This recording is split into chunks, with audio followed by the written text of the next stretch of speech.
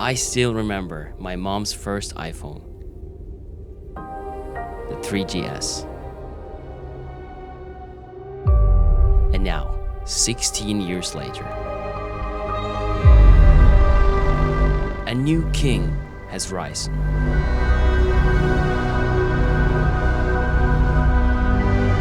Crafted from solid aluminium.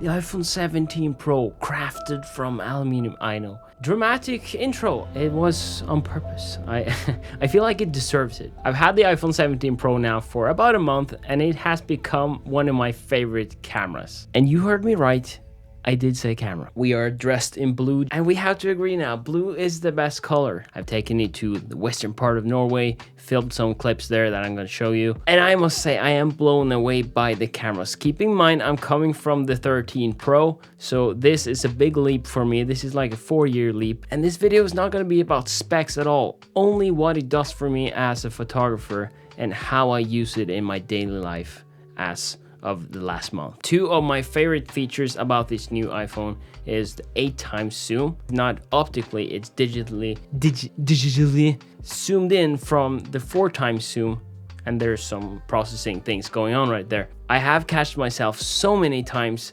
trying to visualize, I see something, can I photograph it with my new phone? Seems like I can. I mean, look at this. From capturing nature in the distance to filming a boat on the water, I didn't think that I could get it, but I actually could capture it with the 8x zoom. I'm so surprised by it that it actually works, and the detail is, at least in good lighting, more than good enough for social media use. Second best feature with this phone, the front-facing camera is now a square sensor. So basically, you can now record horizontally and vertically on the same sensor because it's square. It just cuts out whatever you want to film. It would be nice though if it was like only a square video and you can choose yourself after you filmed it. But for now, great that we can hold the phone like this and film horizontally without having to do this all the time. And I also want to talk about what this phone does for me in my daily life. Numero uno. It is my daily camera right now. Gone are the days where you need to lug around an actual, an action camera with a nice sensor, I guess. I have lately been filming things that I couldn't really imagine that I can film on a phone before I got this. I've been doing behind the scenes of different things that I've been filming the last month. In the photo studio with my friend, we had a photo shoot. And I pulled up this, did some behind the scenes shots. It looks great, like actually. So the other thing that I like is the battery life. It holds up the whole day. When I go to bed, 30%. That brings me on to what I want to talk about. The monitoring app for Sony cameras. If you have another camera, I haven't tried it, but at least for me, the monitor and control app works so well and it doesn't drain that much battery. So this works as my daily monitor when I'm out filming myself. So that is something that I love about it. I don't need to bring a monitor. With my old phone, it died instantly when I pulled something heavy up on my phone, but with this one, it doesn't. I have also started to rig up the camera and thinking like, well, if I wanted to have like a BTS shot of my camera, so you have like a POV shot, I rig it up and I have behind the scenes shots.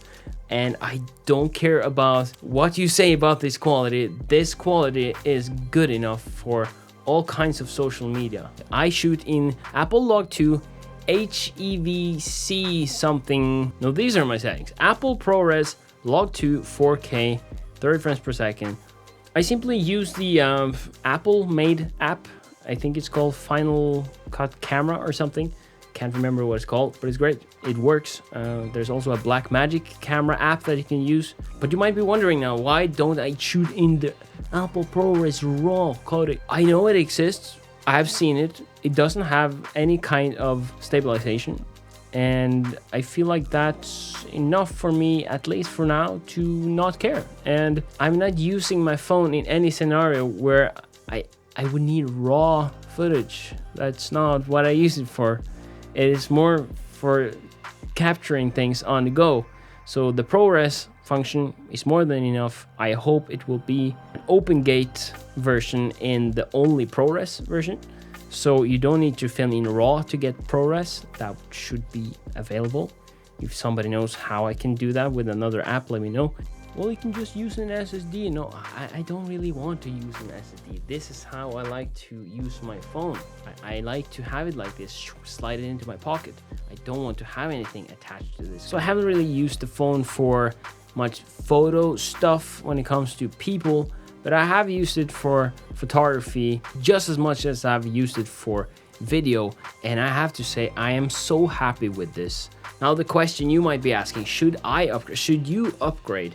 Well, if you have the 16 Pro, I don't think it's necessary. For me, I came from the 13 Pro, and I think many people have debated like, should I upgrade this year and this year and this year, and then they just wait. This year was the year I wanted to get a new phone. And I've never made a video about a phone camera system at all, because I haven't really liked anything of what I've shot the last years from my previous iPhone.